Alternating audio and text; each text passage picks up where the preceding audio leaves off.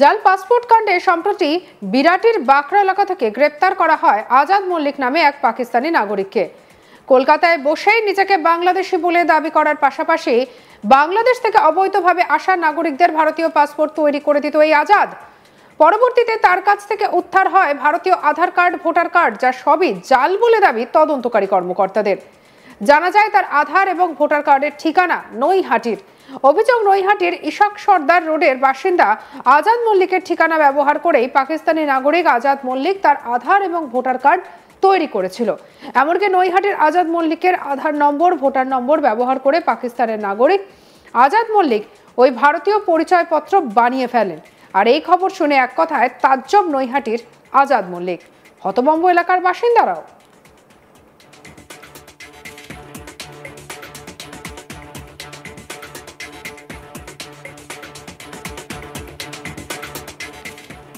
আজাদ জানায় সে নৈহাটি জুট মিলের শ্রমিক। তার বাবা একজন ঘরামি ছিলেন। কি করে তার ভোটার কার্ড এবং আধার কার্ড পাকিস্তানে চলে গেল তা ভেবেই উঠতে পারছেন না তিনি।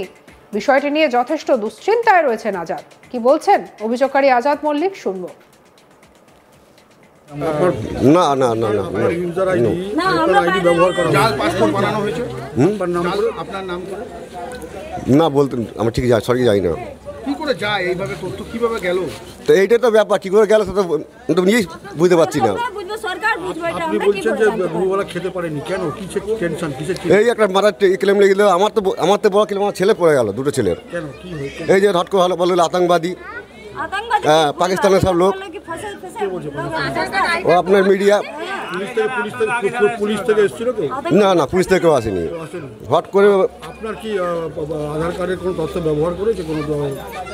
এটা সব জায়গায় লাগে, তোমরা তো সবই জানো, সব জায়গায় তো লাগে আধার কার্ড। কোন জায়গায় আধার কার্ড সিমি থেকে আধার কার্ড লাগে, বা ব্যবহার করেছে বলে আধার কার্ড ভোটার কার্ড হতে পারে, হতে পারে, ভোটার কার্ড কেউ ব্যবহার করতে পারে, হতে পারে কেউ ব্যবহার করেছে, তেমন নামে ক্লেম লেগে গেল। হতে পারে এই আধার কার্ডের কত করেছে, কোনো ব্যবহার করেছে। এলাকার বাসিন্দাদেরও একই অভিমত। কি করে এমন হলো তারাও বুঝে উঠতে পারছেন না। কি বলছেন আজাদ মল্লিকের স্ত্রী সাবানা বিবি, শুনবো।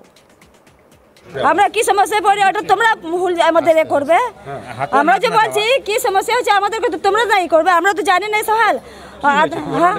ঘটনাতে अचानक जो আজকে আসলো, আমরা তো এসব জানি না। ডকুমেন্টস দেখিয়েছে, কে বলছে না ঠিক আছে তুমি তো এখান যে বললো কি ঠিক আছে তুমি এখানকার আছো, ও তো এখানে কাজ করে, ও তো বাইরে উড়ে যায় না। তো এটা প্রবলেম তো আমার স্বামী না পড়ে গেল, এটা তো তোমরা না বুঝবে। কেউ কি আপনার স্বামীর ডকুমেন্টস জাল করতে? না, আমরা তো কাউকে দিইনি। আমি তো ও লি যায় না তো আমি লি যাই, কোনো জায়গায় লাগলে আমি লি যাই না তো ও লি যায়। এবারে আমাদের কোনো জায়গায় যায় না ওর নিয়ে। এবারে এতটাই বলতে পারি যে আর বলবো না। আধার কার্ড পাসপোর্ট আছে? না, ওর পাসপোর্ট নেই, ও বাইরে যায়নি, ও এখানে চাকরি করে। হ্যাঁ, এখানেই থাকে। কি চাইছেন এখন আপনি, কি চাইছেন বলুন? ওইটা তোমরা বুঝো কি চাইছে, আমরা কি, আমরা ইনসাফ চাইবো, আর কি চাইবো।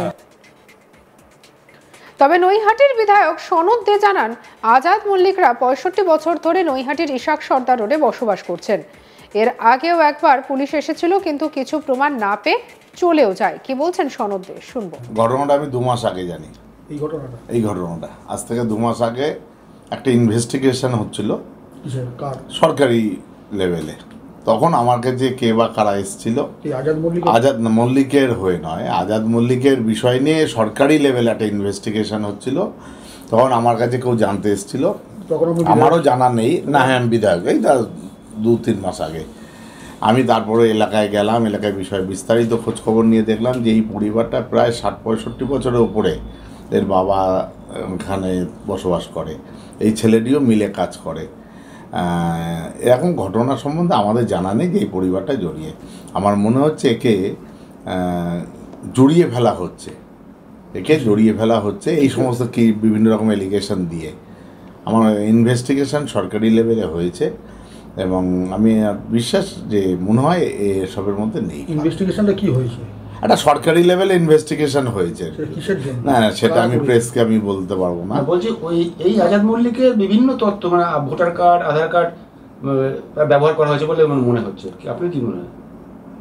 সেটা দেখুন, কেউ যদি ব্যবহার করে, আমার ভোটার কার্ড, আমার আধার কার্ড, আমার গুগল খুললেই পেয়ে যাবে, সবাই সব কিছু পাবে। তা কেউ যদি কাউটা না, তার জন্য আবার সরকারি ব্যবস্থা নেওয়ার রাস্তা আছে। সেটা আমি এই আজাদ মল্লিকদের বলবো যে তোমরা থানায় কমপ্লেন করো যে তোমার ভোটার কার্ড, তোমার আধার কার্ড ব্যবহার করে কেউ কিছু করেছে। আমি সেটা, আপনি ভালো উপদেশ দিলেন, আমি সেটাও এদের পরিবারকে প্রস্তাব দেবো। তবে প্রাক্তন সাংসদ অর্জুন সিংয়ের অভিযোগ, আজাদ মল্লিকের সঙ্গে পাকিস্তানের যোগাযোগ রয়েছে। এছাড়াও কারিগর পাড়ায় বেশ কিছু বাংলাদেশি এবং পাকিস্তানের সঙ্গে যোগাযোগ আছে এমন অনেকেই আছেন। কি বলছেন অর্জুন সিং, শুনবো। কারিগর পাড়া যেখানকার ওর আজাদ মল্লিকের বাড়ি আছে ছিল, ইসাক সর্দার রোড, ওই কারিগর পাড়াকেই, ওই রোডটাকে, ওখানে ওই ইসাক সর্দারের আবার আমাদের নয়া বাজারে ওর নামে মসজিদও আছে, ইসাক সর্দার মসজিদ। তো এই সব নেক্সাস আজ থেকে না, তুমি শুনেছিলে এখনই যখন ঘটনা ঘটেছিল পাকিস্তানের সঙ্গে যুদ্ধ যখন লাগলো, 3 দিনের যুদ্ধ হলো, তখন ধরা পড়লো বহু এখানকার মুসলমান মহিলা পাকিস্তানে বিয়ে করেছে, বিয়ে করে এখানে বাচ্চা হচ্ছে, এখানকার নাগরিক থাকছে, আর ওরা পাকিস্তানে যাতায়াত করছে, এরাই চোর হিসাবে কাজ করে। Azad Mallick one of them. পশ্চিমবাংলায় সব থেকে একটা সেফ প্যাসেজ আছে, 2200 কিলোমিটার বাংলাদেশে বর্ডার আছে পশ্চিমবাংলা। এইখান থেকে সবসময় জিহাদি মুসলমানরা ঢুকছে, এখানে ভোটার লিস্টে নাম উঠছে, ওখানে ভোট দিচ্ছে, এখানে ওদের সমর্থিত যে ওদেরকে যারা পুষে রেখেছে সেই সরকারকে ভোট দেয় ওরা। এটা তো পুরোপুরি তৃণমূলই ছাড়া, তৃণমূল তো ছাড়া, তৃণমূল পশ্চিমবাংলায় মুসলমান 99% তৃণমূলের সঙ্গে আছে, 99%। নৈহাটির আজাদ মল্লিকের আধার এবং ভোটার কার্ড দেখিয়ে পাকিস্তানের আজাদ মল্লিকের পাসপোর্ট তৈরি হলো কি করে, তা নিয়ে তদন্তে নেমেছে কেন্দ্রীয় এজেন্সি। আর স্বাভাবিকভাবে এমন একটা ঘটনায় শুরু হয়েছে একাধিক চর্চা। কি করে হতে পারলো এমন একটা জিনিস? তাহলে এই ক্ষেত্রে কি কে বা কারা যুক্ত রয়েছে তা নিয়ে শুরু হয়েছে তদন্ত।